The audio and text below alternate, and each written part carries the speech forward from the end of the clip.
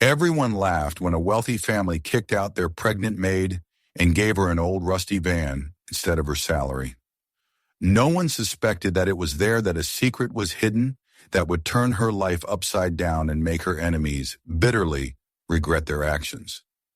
Subscribe to the channel so you don't miss any new stories, and write in the comments, where are you watching this video from? Amelia had long since grown used to swallowing her pride.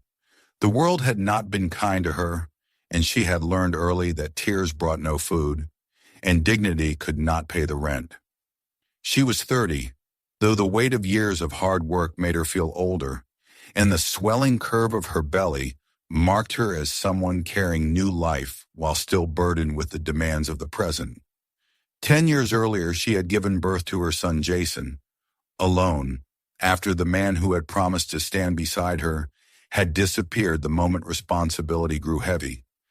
Since then, it had always been the two of them against the world, a mother who never allowed herself to falter, and a boy who clung to her hand like it was the one solid rope across a rushing river.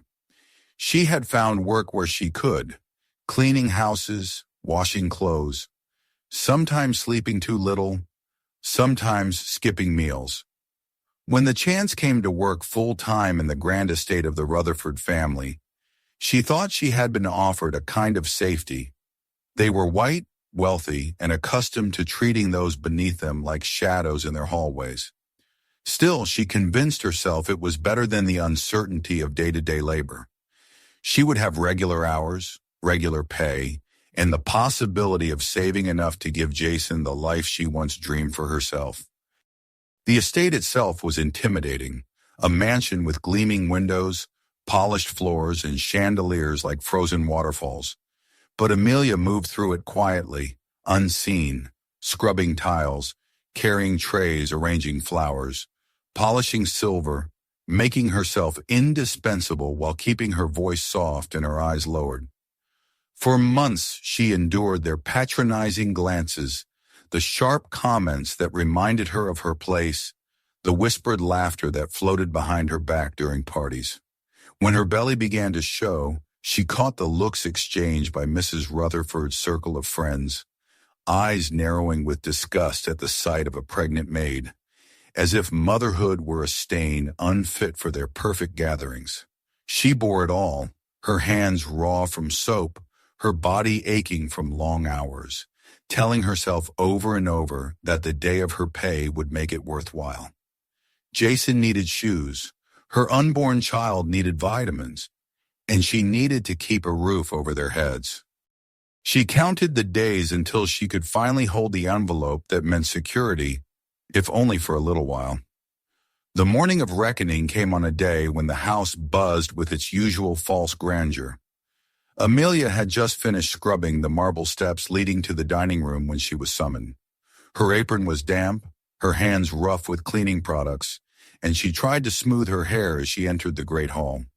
The entire family sat at the long oak table.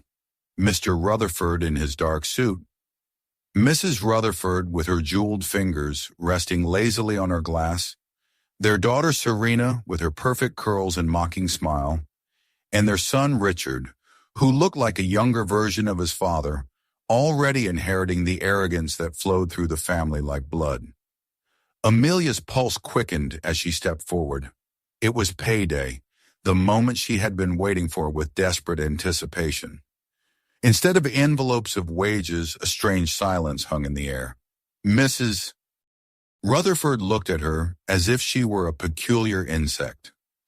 Mr. Rutherford cleared his throat, his voice smooth but edged with disdain. "Times are hard," he said, though the glitter of the chandelier and the untouched feast on the table contradicted him. "We've decided to make some adjustments. As of today, we can no longer continue paying you. You understand, of course." Amelia blinked, sure she had misheard. Her lips parted to protest, but Serena's laugh cut through the room, light and cruel. "Don't look so stricken," she said. "We're not heartless. We've arranged something for you." At that, Richard reached into his pocket and tossed a set of keys across the polished table. They landed in front of Amelia with a metallic clatter. "There," he said, smirking. "You have your payment. A vehicle. Consider it. Housing, transportation, whatever you like." His words dripped with mockery. "It's parked out back. An old van. Rusty thing, but it runs barely. Think of it as your new castle." The laughter that followed struck her harder than any blow.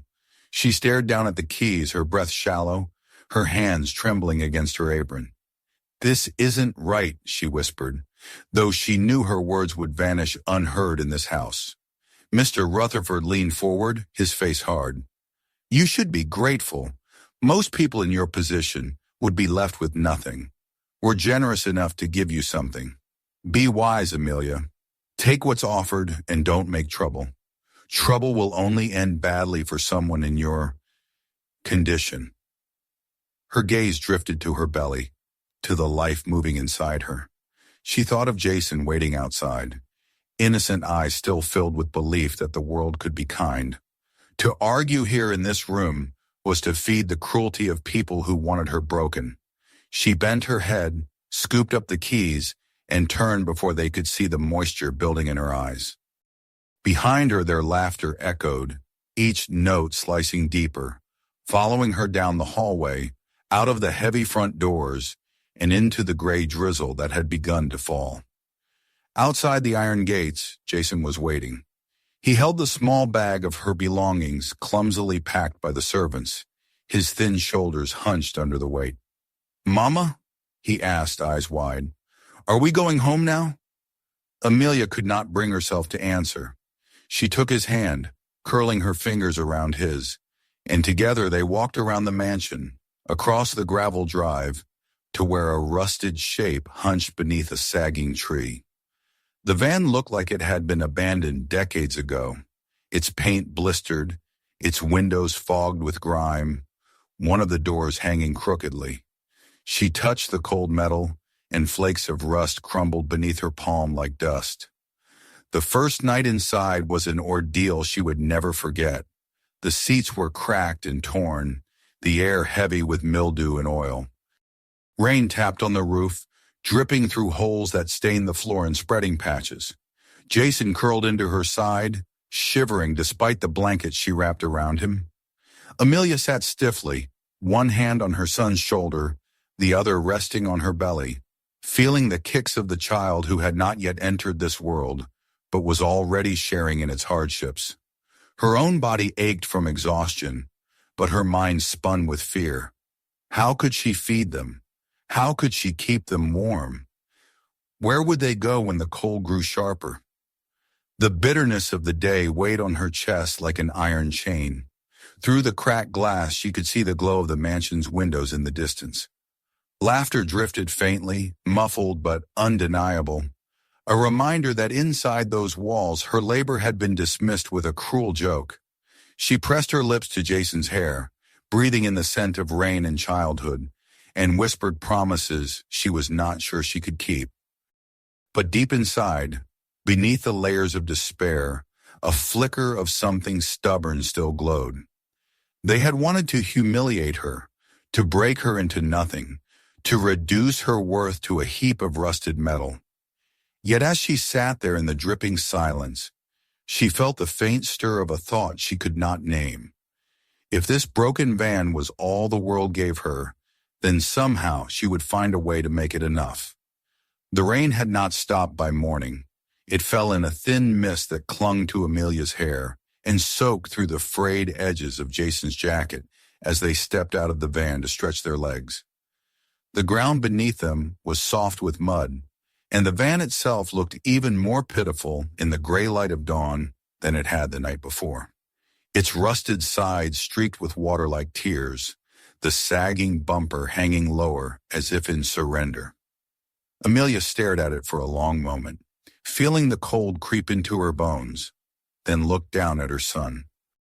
Jason's face was pale with exhaustion, his eyes heavy but determined to hide his discomfort. He kicked at a stone with the tip of his worn shoe, the leather split at the seam. She thought of the shoes she had promised him, of the groceries she had counted on buying with her wages. and her chest tightened with a pain sharper than hunger. They returned to the van to escape the drizzle, closing the door against the damp. Inside, the air was stale, carrying the scent of oil, mildew, and something metallic that clung to their clothes. Amelia tried to make it feel less like a coffin and more like shelter. She spread the blanket across the back bench, propped their single bag of belongings in the corner as if it were furniture, and wiped the condensation from the windows to let in the dull light. Jason climbed onto the seat and traced shapes into the fog glass with his finger, drawing stick figures holding hands. "It's us," he whispered, his voice carrying both defiance and longing. She smiled faintly, though her lips trembled, and tucked the blanket tighter around him. The sight of his small attempt at normalcy filled her with both sorrow and resolve. If he could imagine a home here, then she would find a way to make it real. Days began to slip into a rhythm. In the mornings, Amelia walked to the corner store to buy whatever food her small coins could stretch to. Day-old bread, a carton of milk if she could manage it, sometimes nothing more than a few apples. She would return to the van, splitting whatever she found into careful portions so that Jason ate more than she did. Her pregnancy made her body cry out for nourishment, but she silenced her hunger with determination, watching Jason's face brighten over each meager meal. Afterwards, she searched bulletin boards and shop windows for any work cleaning rooms, carrying parcels, arranging flowers for a few coins. Each rejection left her more exhausted, but she kept trying, clutching the knowledge that every coin meant another day of survival. The nights were harder. The van groaned with every gust of wind, and water dripped through cracks in the roof, falling onto the floor with soft, relentless taps. Jason often curled against her side, shivering in his sleep, while she lay awake with one hand on her belly, feeling the child inside her move. Every kick was both a comfort and a reminder of the life she had to fight for. In the quiet hours, she remembered the warmth of the Rutherford mansion, the polished floors, the steady wages she had once believed she could depend on. Now that memory burned, both bitter and distant, like a dream she had once convinced herself was real. There were whispers among the people who passed by the lot where the van sat. Neighbors from the nearby tenements glanced at her with pity, sometimes with disdain. Two women passing by one afternoon spoke in low tones, but their words carried through the thin van walls. "That's the maid, isn't it? The one they say was thrown out. Yes, with her boy, and another on the way, poor thing. She always held her head too high. Now look at her." Amelia's hands stilled as she folded their clothes, her jaw tightening at the familiar sting of gossip. Jason heard it too, his eyes downcast as he scratched absently at the cracked vinyl of the seat. She wanted to shield him, to tell him not to listen, but she knew the world would never soften its cruelty. Instead, she put her arm around him and pressed a kiss to his temple, silently vowing that she would not let the judgment of others decide who they were. Yet there were moments of unexpected grace. Jason, with the resilience of childhood, began to treat the van as an adventure. He declared the back bench a fortress, the cracked dashboard his command center, and insisted that the rain on the roof was music. His small laughter sometimes filled the cramped space, and Amelia clung to it like a lifeline. She played along, giving names to the rust patches and turning the holes in the ceiling into constellations when the moonlight shone through. In those moments, she almost believed they could endure this life forever, though deep down she knew endurance was not enough. They needed more than survival. They needed a future. One evening, as she tried to scrub a stubborn stain from the van's side panel with an old rag, the fabric caught on a jagged edge of rust. She tugged and a flake of metal peeled away, falling to the ground. Beneath it was a faint glimmer, subtle but distinct in the fading light. She frowned, running her thumb over it, expecting dull steel. But the texture was different, smoother, denser, warmer. She pressed harder, scraping away more of the brittle rust until the strange shimmer widened. For a moment she thought she imagined it, a trick of tired eyes. She told herself it was nothing, merely a different kind of metal, and let the rag fall from her hand. Jason called from inside the van, and she turned away, pushing the thought aside. Still, something about that glimmer lingered in her mind as she crawled into the van that night, holding her children close against the chill. The days continued, and the van remained both prison and refuge. Amelia found herself learning the shape of its interior the way one learns the lines of a scar. The creak of the back door, the dip in the floor where water pooled, the sharp corner that snagged her skirts. Each detail became familiar, and with familiarity came acceptance, though never peace. She began to think of the van as a cruel joke that had become a reluctant companion, a silent witness to both her despair and her determination. She whispered prayers into its shadowed corners, not for herself, but for Jason and the child yet unborn. When Jason slept, Amelia allowed herself to weep quietly, her tears slipping onto the thin blanket. She thought of her unborn child, of bringing a baby into a world where home was nothing more than rusted steel and cracked windows. The shame threatened to consume her, but beneath it all pulsed a stubborn resolve. They had taken everything from her, her wages, her security, her dignity, but they had not taken her will to fight. And though she did not yet know it, the very van meant to symbolize her worthlessness held within it the key to her deliverance. For now it remained only a glimmer in the rust, a secret waiting to be uncovered. The nights grew colder and the whispers sharper, but Amelia endured. She rose each morning with aching limbs, tended to Jason with whatever scraps she could find, and laid her head down each night with her unborn child pressing against her ribs like a constant reminder that she had no choice but to continue.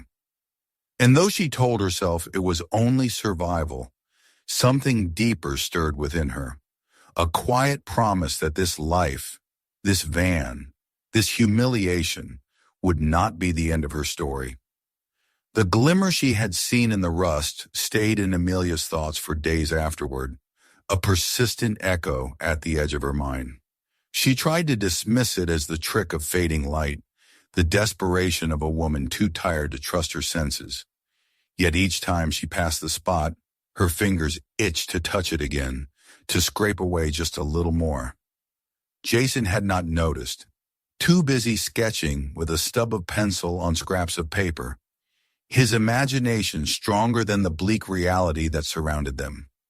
Amelia envied that resilience, but she also drew courage from it. She told herself she was foolish for caring about a shimmer of metal, but deep down she could not ignore the way her heart had quickened when she saw it. It was as if the van itself, the very symbol of her humiliation, was holding on to a secret it had been waiting to reveal. One morning, after a night of restless dreams and the constant twisting of her unborn child within her, Amelia could no longer resist. She waited until Jason left for school, carrying his patch satchel and giving her a quick hug before disappearing down the street. And then she turned her full attention to the back panel of the van. She found a dull knife in her bag, once used for slicing bread, and with careful, deliberate strokes she scraped at the rust. At first nothing happened, only the familiar crumbling of corroded metal, the bitter scent of decay filling the air. But then, as the flakes fell in a widening patch, the strange sheen appeared again, brighter this time, catching the early sunlight in a way that made her breath catch. It was not the gray steel she had expected, nor the dull copper of some hidden wire. It was deeper, richer, unmistakable. Gold. Amelia froze, the knife slipping from her hand. She pressed her fingers against the revealed patch, half expecting it to vanish like a mirage. The surface was smooth, dense, and warm beneath her skin. She staggered back, her heart pounding, unable to believe what her eyes told her. The van, the rusted shell tossed at her like an insult, contained gold hidden beneath its skin. She sank onto the ground, trembling, torn between awe and terror. Who had placed it there? Was it smuggled once, hidden in haste? Did the Rutherfords even know what their broken-down vehicle contained? Or had her husband, the one man who had ever shown her kindness before Jason's father abandoned them, somehow arranged this fate for her? The questions burned, but none had answers. All she knew was that she was standing on the edge of something extraordinary, something dangerous. For long minutes she sat in silence, staring at the patch of revealed gold, her mind racing through possibilities. She thought of Jason's hollow cheeks, of the nights spent shivering under a thin blanket, of the cruel laughter of the family who had thrown her out. She thought of the unborn child within her, whose future seemed as fragile as the rust she had just stripped away. Slowly, carefully, she picked up the knife again. She scraped only a little more, enough to confirm what her heart already screamed. This was no illusion. This was real. That night she could hardly sleep. Jason curled against her, whispering about school, about how he wanted to draw castles and airplanes, his voice full of dreams she could not afford to indulge. She stroked his hair, answering softly, while her mind circled endlessly around the hidden fortune inside the van. She wanted to shout with triumph, to tell her son that everything would be different, that they would never go hungry again. Yet she knew better. Secrets, especially those gilded in gold, were not meant to be shared too soon. If anyone learned what the van contained, it could be stolen again, ripped from her hands as brutally as the wages and home that had been denied her. No, she decided. This would be her secret, her shield, her weapon. She whispered to herself, "Not yet," and held her children tighter through the night. The following days tested her resolve. She continued to scrape away bits of rust in quiet moments, always small patches, always hidden beneath rags or behind the van's sagging door. Piece by piece she uncovered sections of gleaming metal, heavy and solid, as if the van's entire skeleton had been forged from wealth disguised in decay. Her hands shook the first time she pried loose a sliver no larger than her palm, tucking it into her coat pocket.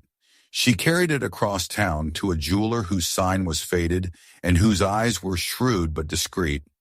He weighed the fragment, his brow furrowing in recognition, and then, without questions, placed a stack of bills into her hand. Amelia left with her heart hammering, half convinced that men would come chasing her, demanding the return of what she carried. But no one came. She returned to the van with trembling relief, the money pressed deep into her pocket. That night she used the bills with the caution of someone who had known too many losses. She bought Jason a pair of sturdy shoes and a jacket that actually fit his growing frame. She purchased prenatal vitamins for herself, feeling the smallest wave of guilt that such necessities had once been beyond her reach. And she bought food, not scraps, not stale bread, but fresh fruit, milk, and meat. Jason's eyes widened as she unpacked the bags in the van, his small hands reaching reverently for an apple-polished red, as if it had been dipped in sunlight. They ate together, and for the first time in weeks, Amelia felt the ache of hunger truly ease. Her second trip to the jeweler was easier, though her nerves still trembled as she handed over another carefully cut strip of the van's golden bones. The money she received this time was even greater, enough to allow her to dream beyond survival. She rented a tiny corner stall in the street market, a space barely large enough to hold a folding table and a bucket of flowers. With what little remained of her savings, she bought a few second-hand vases and a modest supply of blooms from a wholesale vendor. She remembered the countless hours she had spent arranging flowers for the Rutherfords' elaborate events, her hands weaving beauty while her heart endured scorn. Now she would put that same skill to use, but for herself. At first the customers were few. Passers-by glanced at her stall, curious but hesitant. Amelia greeted each with quiet warmth, arranging petals with care, remembering faces and names, offering small sprigs of baby's breath as tokens of luck. Slowly word spread. "The new florist," people whispered. "She has an eye for beauty." Others added in hushed tones, "Isn't that the maid who lost everything? The one who lives in a van?" But the whispers no longer pierced her. She smiled faintly at them, focusing on the flowers, on the steady rhythm of her hands creating something living from stems and leaves. The stall became a refuge, a place where she was no longer a servant, but a woman building something of her own. The van remained in its place, parked beneath a leaning lamppost, as unremarkable as ever. To strangers it was only a rusted relic, fit for the scrapyard. To Amelia it was a treasure chest cloaked in disguise, a lifeline she guarded fiercely. She made sure never to reveal its secret, treating it with the same dismissive air as before, so no curious eye would linger. Each time she touched its sides, she whispered gratitude and resolve. She would not squander this gift. She would build something lasting, something that no one could take from her again. Meanwhile, she heard whispers of the Rutherfords. The family that had cast her out now struggled. Their businesses, once thriving, faltered under mismanagement and arrogance. Orders went unfulfilled, debts mounted, and suppliers grew restless. Rumors spread of arguments behind closed doors, of loans gone unpaid, of cracks widening in their gilded facade. Amelia listened quietly when customers shared such gossip, her face calm as her hands tied ribbons around bouquets. She never added to the chatter, never gloated, but deep inside she felt a quiet satisfaction bloom, delicate and fragrant as the roses she sold. Justice, she realized, did not always come with thunder. Sometimes it came like a seed, sprouting slowly, its roots hidden until the day its flowers revealed themselves. When she returned to the van each night, Jason at her side, she looked at it differently than before. No longer only a shelter, no longer merely the symbol of her humiliation, it had become the silent partner in her rising life. The secret it held was not only the gold pressed into its bones, but the reminder that strength often came from the ugliest places, that even in ruin, something precious might be hidden. She laid her hand against the rusted panel, the place where the first shimmer had caught her eye, and whispered again to herself, "Not yet." The van's secret would remain theirs alone until the time was right, until the future she was building stood strong enough to hold it. And so Amelia lived between two worlds, the fragile present of her modest flower stall and the vast promise hidden in the van's golden core. She worked as if the gold did not exist, pouring her energy into every bouquet, every ribbon, every smile offered to her growing circle of customers.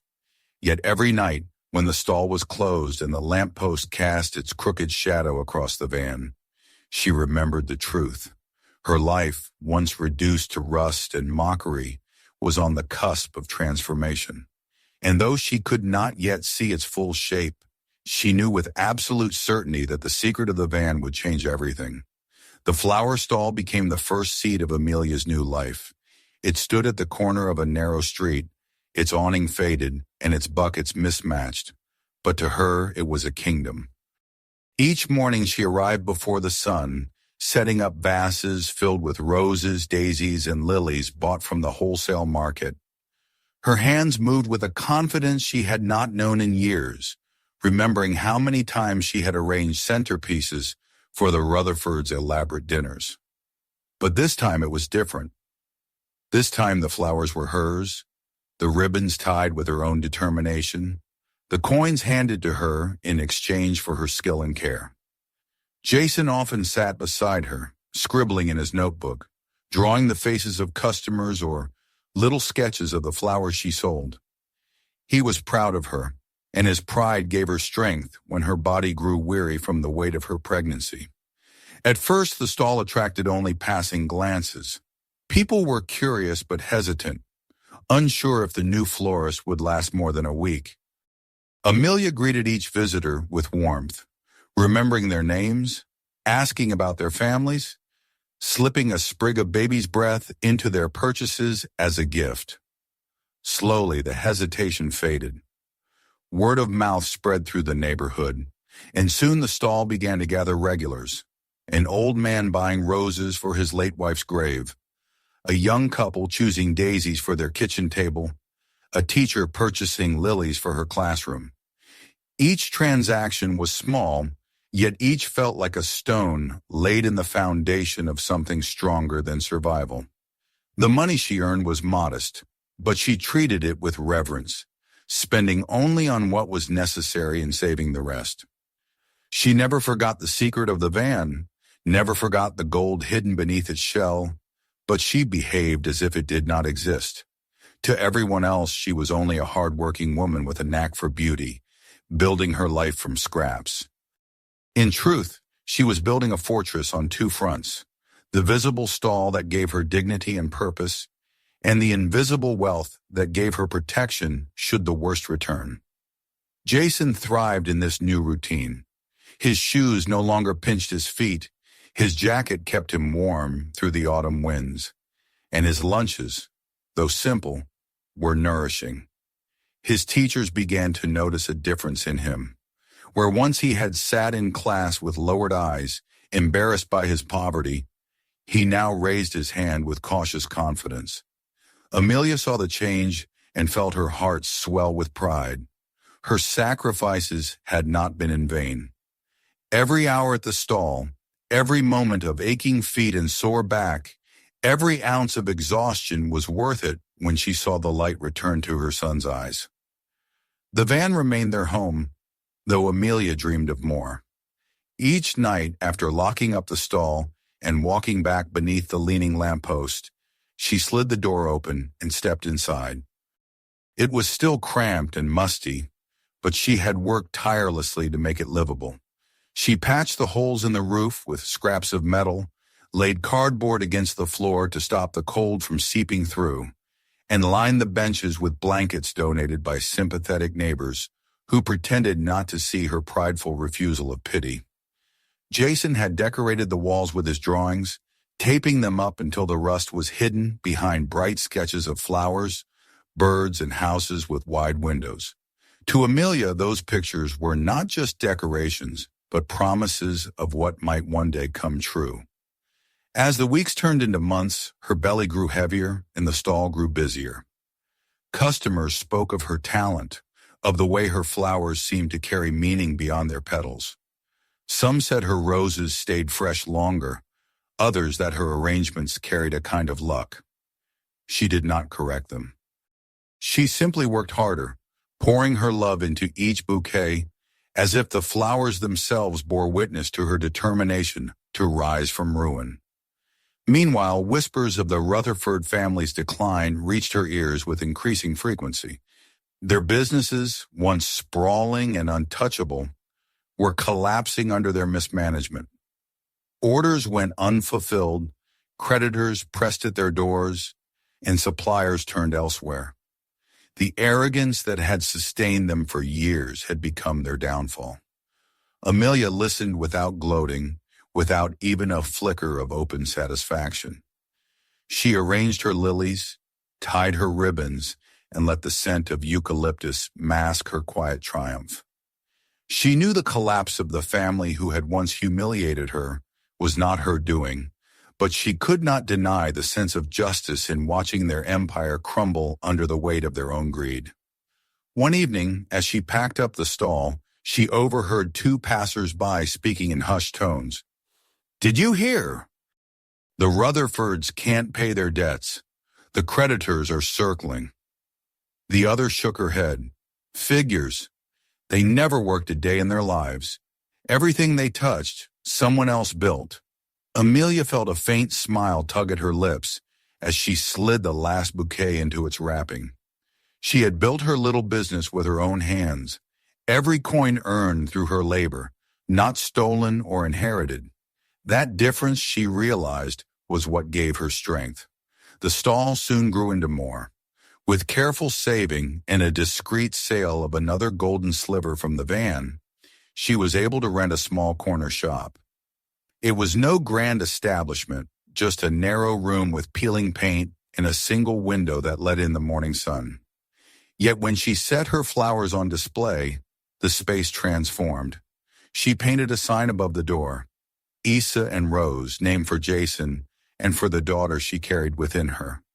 It was a declaration of hope, a name that tied her children to the roots she was planting. Customers stepped inside, drawn not just by the flowers, but by the warmth Amelia offered, the way she remembered their anniversaries, their birthdays, their losses. She gave them not just bouquets, but pieces of herself, and in return they gave her loyalty. Jason often sat behind the counter, helping where he could, his drawings scattered across the back table.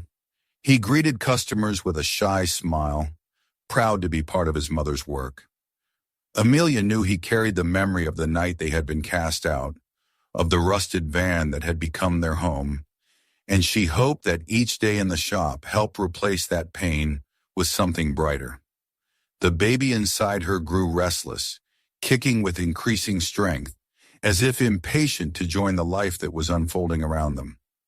Amelia spoke to her unborn child at night, promising a future filled not with shame, but with possibility.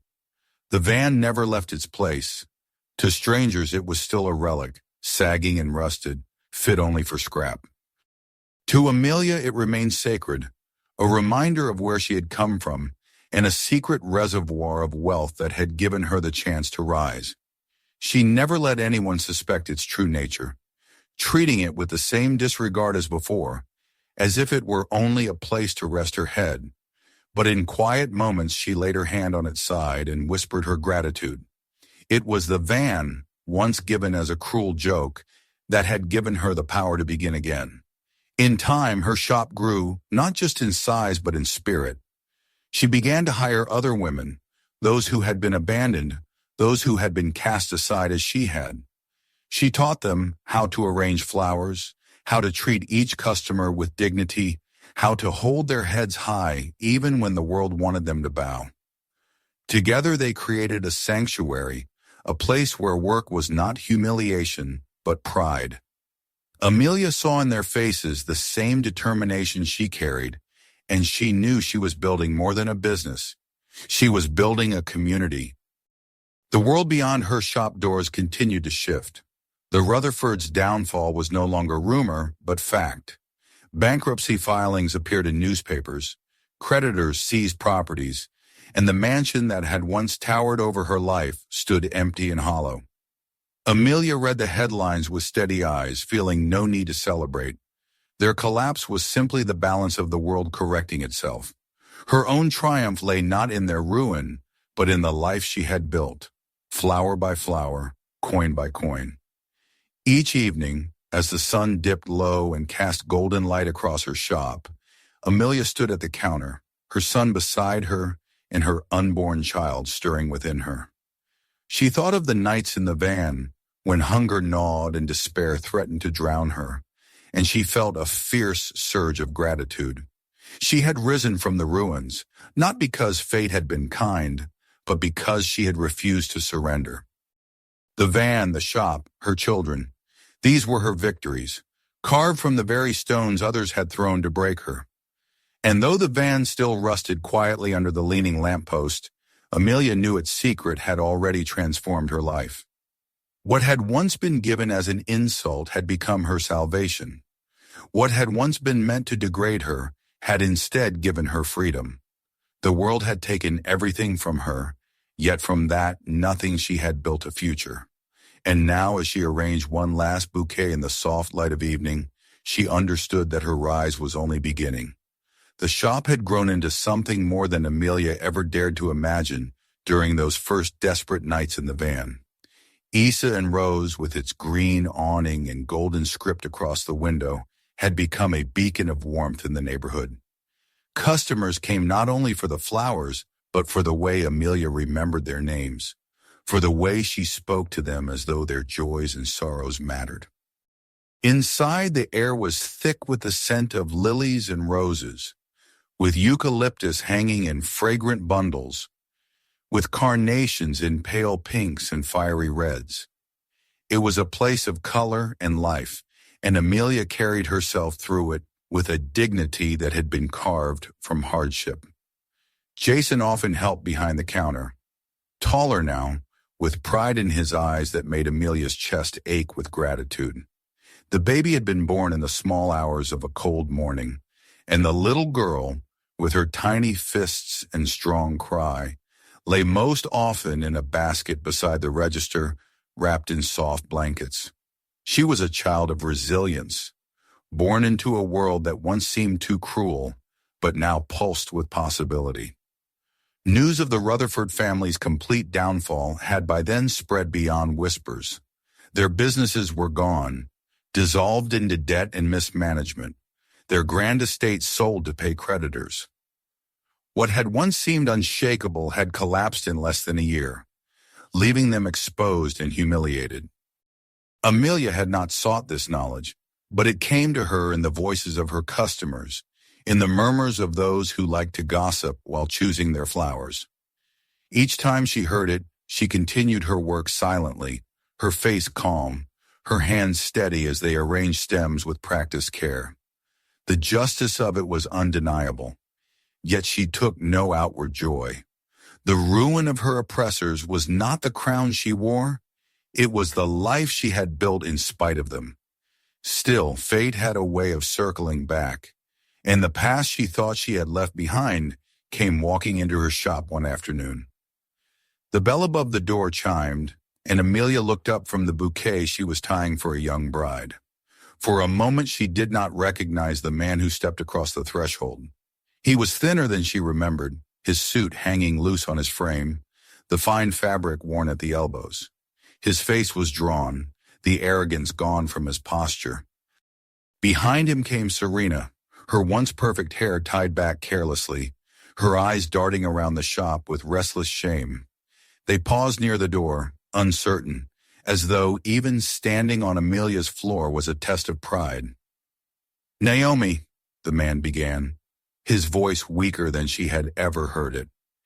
It startled her to hear him use her name without derision, though he had twisted it countless times before. "We've had a rough patch. The house is gone. The business too. We need a place to stay, just until we can get back on our feet." Amelia did not answer at once. She continued tucking eucalyptus into the bouquet, the leaves brushing her fingertips. Her movements were slow, deliberate, as though the flowers deserved her full attention, even as the ghosts of her past stood before her. The shop was quiet, save for the baby's soft breathing in the basket by the counter and the rustle of petals. She did not look up until she tied the final ribbon, the silk winding smoothly beneath her hands. Only then did she raise her eyes, meeting theirs with calm steadiness. "I remember," she said softly.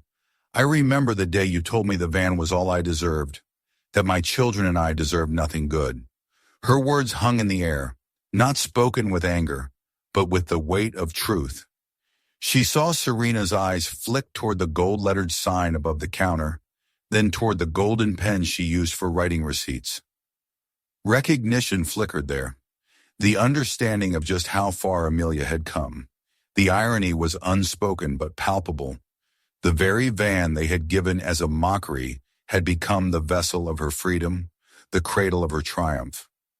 Her father-in-law shifted uncomfortably, his lips parting as though to plead again, but Amelia lifted her hand gently to still him. "I'm afraid I don't have room," she said, her tone calm but resolute. "Some things are too small to hold the weight of the people who once tried to break them." Biranum.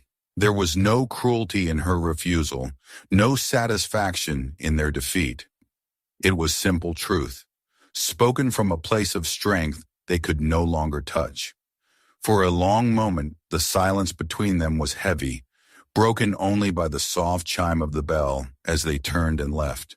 The door closed behind them, and the shop exhaled with her, a breath of freedom that filled the air like sunlight.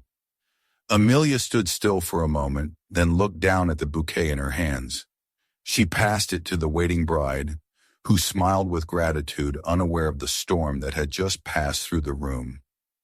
Amelia smiled faintly in return, then turned her gaze to the window. Through the glass, she could see the van parked beneath a lamppost, its rusted frame unchanged to any casual observer. To the world, it was worthless. To her, it was the beginning of everything. That evening, as the sun spilled golden light through the shop windows, Amelia sat at the counter with her newborn sleeping beside her, and Jason sketching in his notebook across the way. The shop smelled of roses and eucalyptus, the petals glowing warm in the fading light. She thought of the van, of the secret that had given her a second chance, but she knew now that it was not the gold alone that had built this life. It was the choice to keep moving when despair wanted her still, to turn bitterness into labor, labor into creation, and creation into freedom. She imagined her late husband for a fleeting moment, though he had not been part of her story for many years, seeing him standing in the doorway with arms folded, watching with quiet pride. She imagined him whispering that the van had always been their safety net, that he had trusted she would know what to do when the time came. And perhaps he had been right. The Rutherfords had laughed when they gave it to her, believing it to be worthless. But in their arrogance, they had handed her the key to her own liberation. When customers asked about the old vehicle parked outside, she would only smile and say, "It's just part of the story." Because she knew the truth. Gold could hide in the ugliest places, and the people who mocked your worth could never see the treasure you carried.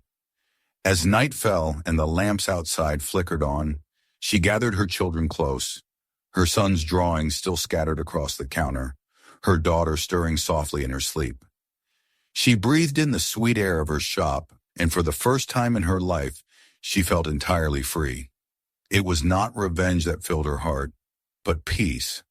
The laughter of her oppressors had long faded, replaced by the voices of customers who valued her, by the steady rhythm of her children's breaths, by the quiet strength of a life rebuilt.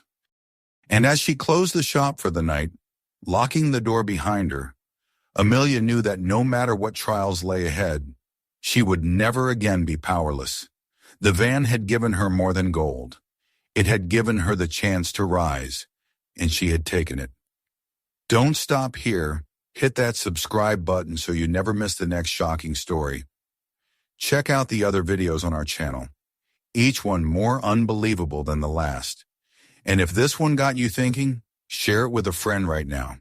They won't believe what happens next until they see it for themselves.